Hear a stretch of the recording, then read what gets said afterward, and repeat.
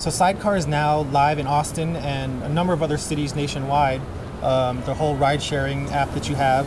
Give us briefly, how does it work? Well, it's really simple. To be a driver, you go through a bit of a process because safety is really important to us. So we run background checks, meet all the people. But then it's super simple. It's an app that just connects people who can give a ride with people who need a ride. It's all donation-based, so there's no payment unless you volunteer it.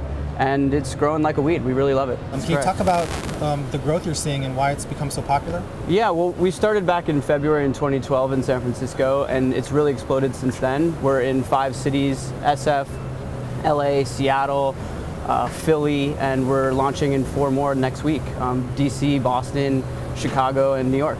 You guys are dealing with the whole regulation aspect, and taxis. Some taxis don't like it, and some governments are questioning it. How do you guys position what you're doing? Yeah, well, really, I mean, what this is a technology platform that just connects people. It's really similar to eBay or Craigslist, and we just facilitate that relationship. And it's not a taxi or a limousine service. Those are different than what we do. Our folks have choice. They choose whether they want to take someone or not. So we're really different than some of the models out there. And we're seeing some, pushback from regulators as they kind of learn and understand what it is that we're doing. So it's a little bit to be expected, but we're going to keep pushing on and defend ride sharing for everybody. You actually filed a suit, right, against the city of Austin?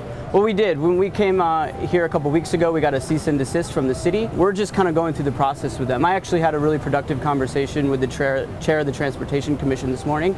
So we're in an active dialogue. I mean, the city of Austin's fantastic.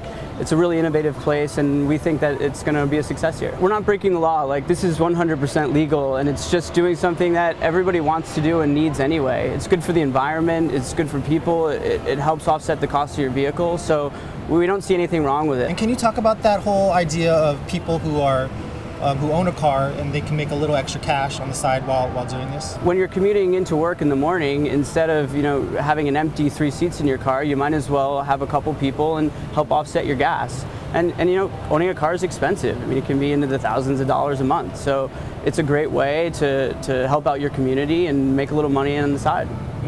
And can you talk about how you came up with this idea originally?